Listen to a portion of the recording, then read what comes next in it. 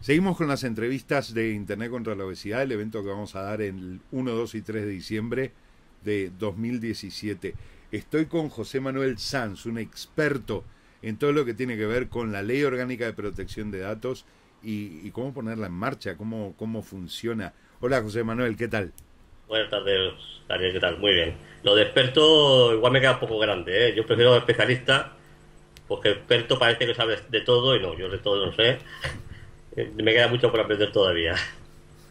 A ver, José, Sí, es verdad que eres un especialista en el tema, yo te considero un experto, pero bueno, sí. para la gente que no tiene ni idea de qué estamos hablando, ¿qué es exactamente la Ley Orgánica de Protección de Datos y de dónde viene?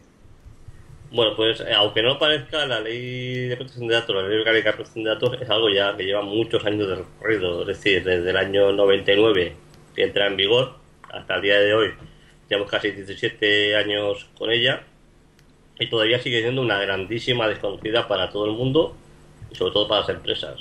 Las empresas siguen pensando que eso de proteger la información pues no tiene más valor que el tener al informático de turno pagándole para que te mantenga la red y no tiene nada que ver con eso. Bueno, la ley de protección de datos lo que hace es velar por la privacidad y velar por los derechos de todos los usuarios, nosotros mismos. Es decir, lo que hace la ley es prever que las empresas manejen la información que tienen de los usuarios, de los trabajadores, de los clientes, etc. Lo manejen pues, de una forma determinada que garantice pues, un derecho fundamental que se recoge a la Constitución, que es el derecho a la intimidad, el derecho a que la información personal de uno mismo pues no se puede utilizar para nada que no sea ilegal, que no se puede utilizar para nada más allá del consentimiento que hayamos dado, etcétera. Como vemos, la ley de protección de datos sí es cierto que es una obligación legal y eso para muchas empresas puede ser un freno, pero realmente lo que estamos garantizando es que nuestra información más básica, nuestros datos personales y más privados, pues están en buenas manos. Simplemente es eso. ¿Cómo, cómo convive una ley como la de la LOPD con sitios como Facebook o Twitter o redes sociales como LinkedIn donde definitivamente volcamos absolutamente nuestros datos, pero todos? El escenario no es ese. La pregunta más bien, más que cómo conviven con redes sociales, el problema es cómo convive la LPD con un país como España, o un ambiente como es el nuestro, ¿no? Sí. A ver, no es, al final parece risa, pero no, es cierto, es un problema cultural puro y duro. Nosotros estamos acostumbrados a ir al bar de la esquina y contarnos nuestras intimidades más íntimas con el camarero de turno, Sí. o a estar sentados en un sitio y estar escuchando la conversación de cualquier otro donde habla de cualquier cosa, hasta de cómo le fue con la mujer ayer noche en su casa, con el vecino.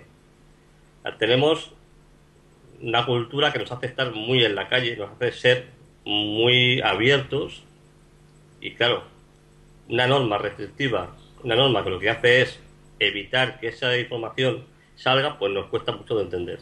Y ese es el problema. Visto Eh, eso, ¿cómo? Sí, no, no, dime. no. ¿Visto eso? Visto eso, yendo más allá del país, hablando de Facebook, redes sociales y demás, pues realmente conviven bien, porque estas redes sociales tienen todas las herramientas necesarias para que nuestra información esté guardada como toca. El problema es que, lo vuelvo a siempre, culturalmente no estamos preparados para discernir qué es información privada y qué no es información privada y cómo hemos de mantenerla. Y Sí. siempre digo que compartimos siempre mucho más de la cuenta. Ajá. Compartimos muchísimo.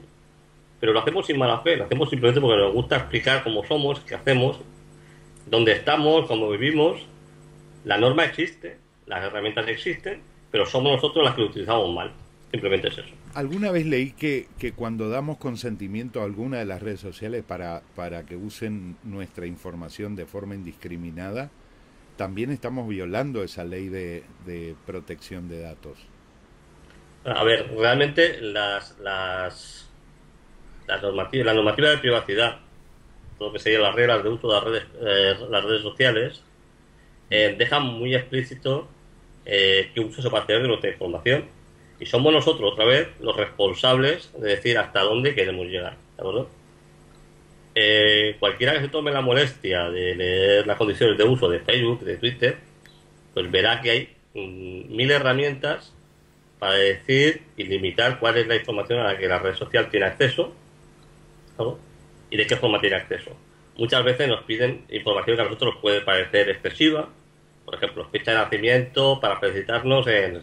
Bueno, pues yo personalmente puedo pensar que eso es excesivo, que yo lo que quiero es tener simplemente acceso a la red social para estar en contacto con familia, amigos y demás. Pues yo soy el que ha de decidir finalmente si quiero o no quiero dar mi fecha de nacimiento.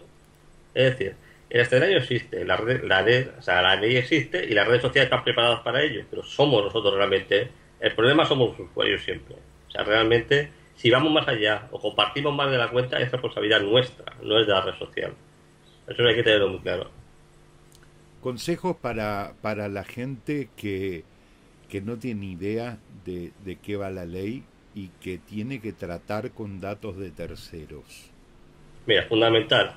Lo fundamental, y es lo que digo siempre en todas las charlas donde participo y esta que me invitáis, lo fundamental es tener consentimiento para gestionar esa información. Es decir, si yo he de recoger información del tipo que sea, bien sea un formulario de contacto en una página web, bien sea un documento que me han de firmar con fechas, datos, etcétera, cualquier tipo de información que yo tenga que recoger, lo fundamental es garantizarle a quien me está cediendo esa información la información de quién soy, qué voy a hacer con los datos, dónde puede ejercer sus derechos. Hay una serie de derechos que son inherentes a la ley.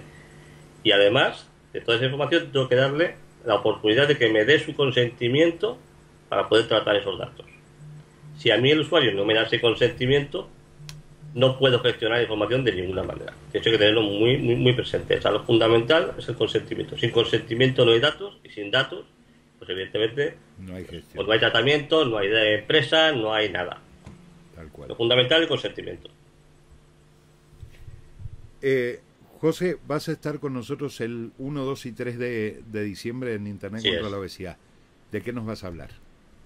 Pues quiero hablaros de un tema que en principio puede ser farragoso, puede parecer farragoso como es todo el tema de la ley de protección de datos, pero sí que quiero orientarlo a unas dudas que han surgido hace un tiempo, precisamente con el tema de las redes sociales, sobre todo los profesionales que os se dedican al tema del marketing, cómo gestionar esas bases de datos de forma adecuada y conformes a la ley. Es decir, yo puedo tener una base de datos de 50.000 contactos que he sacado de no sé dónde y no tengo constancia del consentimiento de ningún tipo, y puedo tener continuamente dudas de estaré haciendo spam, no estaré haciendo spam, puedo enviarle esta información, puedo no enviársela, estoy recogiendo de forma adecuada la información.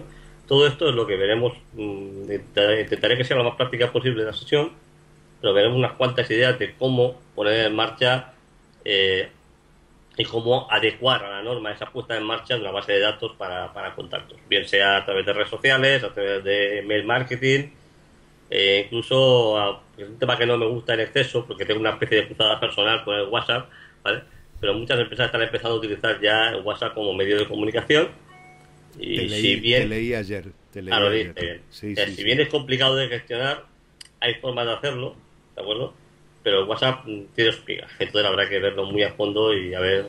Intentaré dar ejemplos de cómo gestionarlo. Ya están llamando la atención a las empresas que utilizan el WhatsApp para reunir datos de gente en grupos y demás. Es fundamental, porque precisamente el WhatsApp, si bien la recogida de la información sí que puede llegar en su momento a contar con el consentimiento del usuario, es decir, porque la empresa le podía haber preguntado al usuario, oye, ¿quieres que te incluya en una comunicación de WhatsApp de forma periódica, bla, bla, bla, bla? Sí, podemos hacerlo y tal. Pero el problema es que el envío a través de comunicaciones, a través de WhatsApp, pues no acaba de cumplir todas las garantías que la norma nos pide de revocación, inseguridad, etcétera, etcétera, etcétera. Entonces, como la herramienta existe, sí, está ahí, es fácil usarla, sí, es muy fácil de usar. ¿Da rentabilidad? Pues seguramente dará muchísima rentabilidad. ¿Pero seguro? No. Entonces yo tengo una especie de cruzada. Eso te iba a preguntar. Digamos, la ley se va actualizando, se va moderando en cuanto al uso de nuevas tecnologías, pues la tecnología va muy rápido.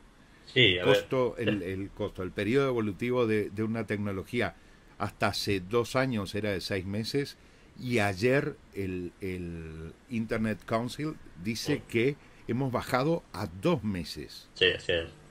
Así es. A ver, es un problema que nos viene de largo a la gente que nos dedicamos a temas de consultoría. Yo estoy en consultoría de privacidad, llevo trabajando desde el año 2000, ¿vale? Justo desde el inicio de la norma, llevo ya 17 años con esto. Y hasta este año 2017, no va a haber un cambio sustancial de reglamento y de ley que regule todas esas modificaciones, todo este cambio de paradigma que ha surgido. El tema de cloud computing, el tema de trabajo en red, trabajo en redes sociales, todo esto no ha estado nunca contemplado en la normativa de privacidad. Bueno, una ley que lleva 17 años en vigor, lo cual significa que habla de cosas de hace 17 años.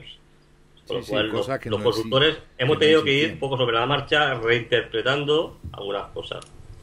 A día de hoy existe ya dando vueltas un borrador de la nueva ley de protección de datos que se espera que esté aprobada pues, en el primer trimestre del 2018 y a su vez la Unión Europea ya publicó en el año 2016 el nuevo Reglamento General de Protección de Datos. Es un reglamento que sustituye a la anterior normativa del año 99 o 99, 95, no me acuerdo ahora, se me ha ido la cabeza. Este reglamento lo que hará es unificar todas las políticas de privacidad a nivel europeo, cual nos garantizará un poco más que es un marco más común, que podemos relacionarnos con países de la Unión Europea dentro de unas mismas reglas de juego todos. Pero hasta el día de hoy, hasta el 2017 no ha habido cambios. ¿Qué pasa con el tratamiento según la nueva normativa? ¿Qué pasa con el tratamiento con datos con Estados Unidos o Latinoamérica, por ejemplo? Porque teníamos hasta hace un par de años el famoso puerto seguro. Sí, el puerto seguro que quedó revocado también hace un par de años, precisamente por un usuario austriaco que denunció a Facebook una serie de temas, denunció a Facebook porque no podían garantizar la privacidad de las comunicaciones, ya que el gobierno estadounidense, pues, sus propias normas facilitaban que pudiera acceder a información de terceros en aras de seguridad, etcétera, etcétera, etcétera. Sí, hubo que reinterpretar ese marco, crear lo que se llama el escudo de privacidad, el Privacy Shield, que todavía no todas las empresas se han unido a ese marco de tratamiento de datos, con lo cual si tenemos que contratar servicios que estén dentro de Estados Unidos, pues tenemos que estar seguros de que esa empresa está dentro del marco de protección. Sí. Y lo que hace el nuevo reglamento es precisamente eso, unificar todas las normativas europeas en ese sentido y poner un plus más de garantías en todo lo que es la relación con otros países como Estados Unidos o Latinoamérica y demás. Pero fundamental lo que hace, y es un cambio bastante interesante que creo yo que existe, que ahora el nuevo reglamento no solamente protege los tratamientos de datos dentro de la Unión Europea, sino que protege los tratamientos de datos de todos los ciudadanos europeos, aunque estén fuera de la Unión Europea. Lo cual, en el marco de actuación, o sea, un ciudadano de la Unión Europea que esté yo qué sé, pues, en Argentina o en Uruguay o Estados Unidos, puede estar cubierto por ese nuevo marco jurídico. Ejercer su derecho de protección. Claro. Muy bien, muy bien. José Manuel, nada, muchísimas gracias por tu tiempo, gracias por el apoyo al proyecto. Y nos volvemos a encontrar un par de semanas antes para un live. Otro día. Venga, un abrazo grande, buena semana. Un saludo. Querido. Gracias por todo. Adiós.